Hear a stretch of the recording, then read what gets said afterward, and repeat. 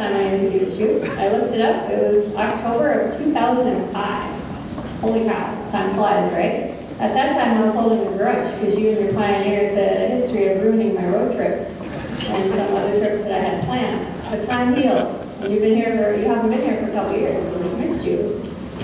I think I've mellowed a bit in my old age too.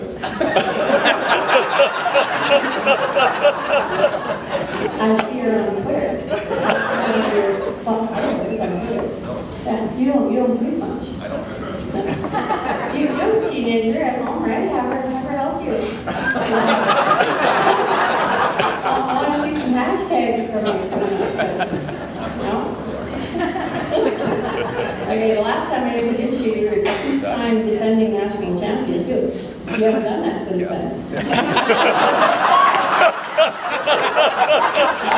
We haven't done it either, so this is maybe a mess to you.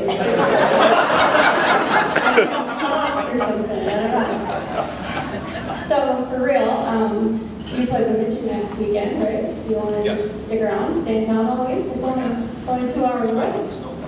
Is it? Oh. Okay, well, stick around. It's open invitation. You can stay. It'll be kind of fun. Actually, this on-ice rival has not let up over the past years. That's kind of awesome. Did you read the story in the Herald today about how heated this rivalry has been in the last 10 years? It's a great thing, though, to kind of have a love-hate relationship going on, kind of like brothers and sisters.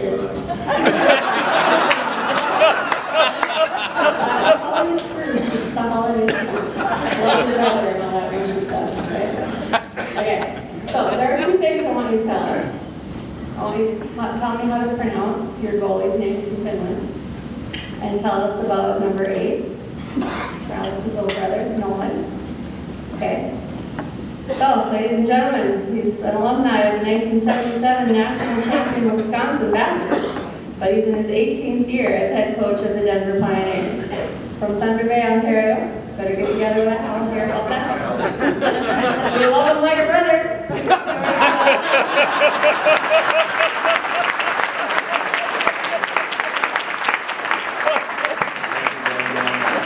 Ladies and gentlemen, it's nice to be back.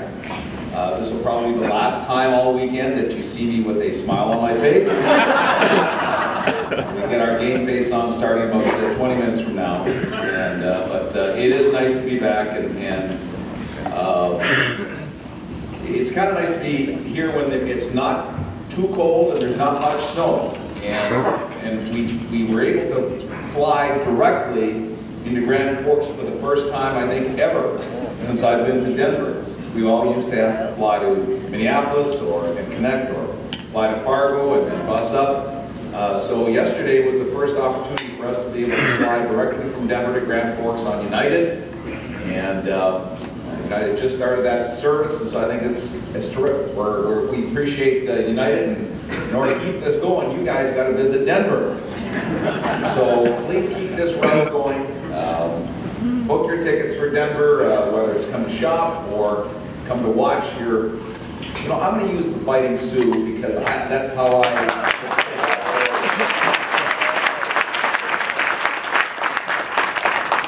watch your Fighting Sioux play in Denver or in Colorado Springs, and keep that route open because I think it's great for us and hopefully for you as well.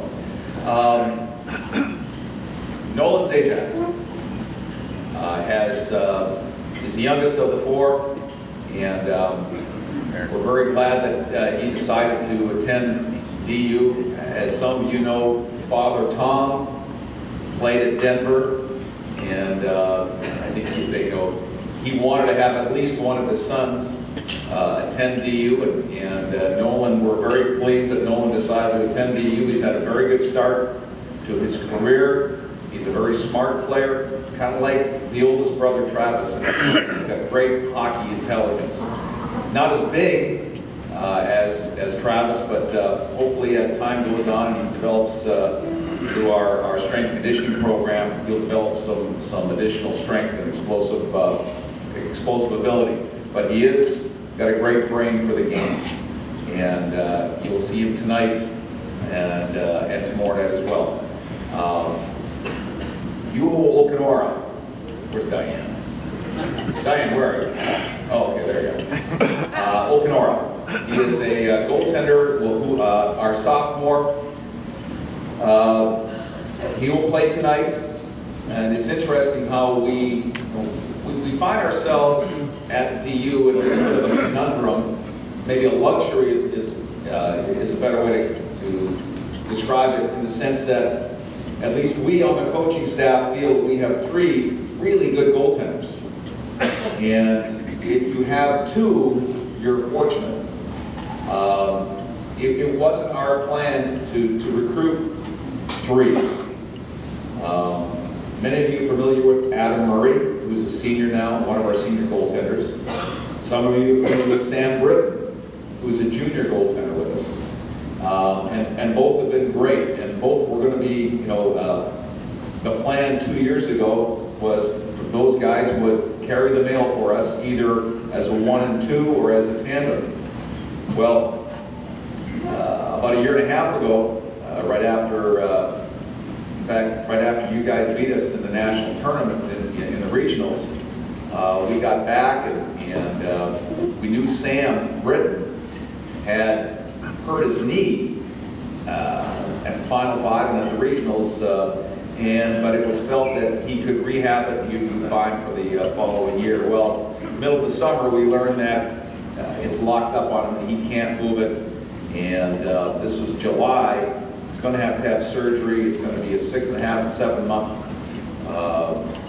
recovery process. And so now we know that Adam is going to carry the mail for us. Adam Murray is going to carry the mail for us this, once the season begins. But we need a backup. The current 3rd goaltender for us was a young guy who we had recruited out of the student body and played intramural hockey. And he was just a guy that was there to spell the other 2 guys at practice when they got tired.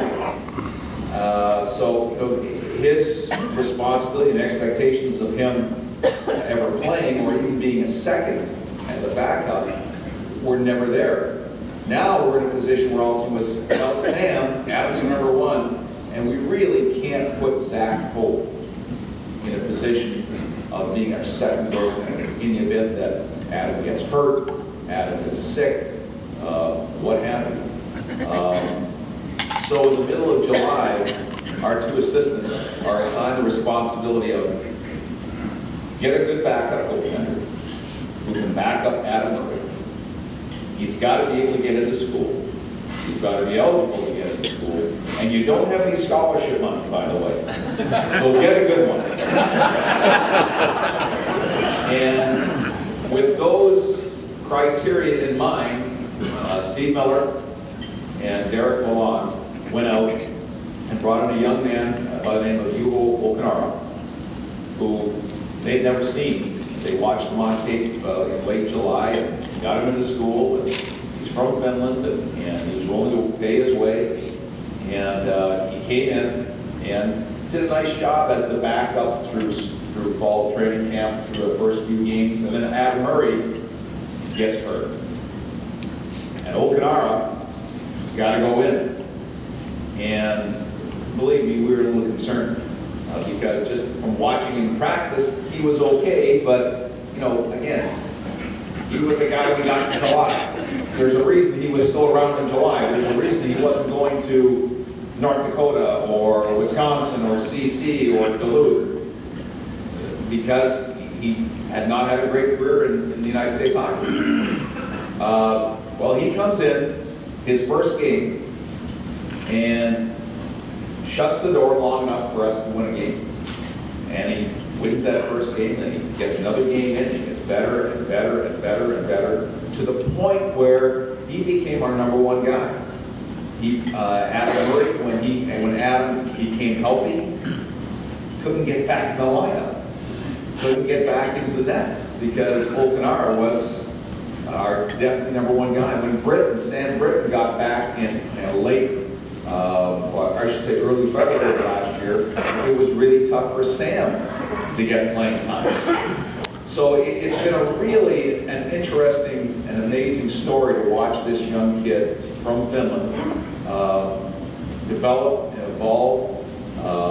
David Lassonde, who is our new assistant coach, has been working with UHO for the last year and a half, has done a terrific job with them. And I believe, given time, Okanara will get a chance to be able to play some professional hockey as well. He's got that ability.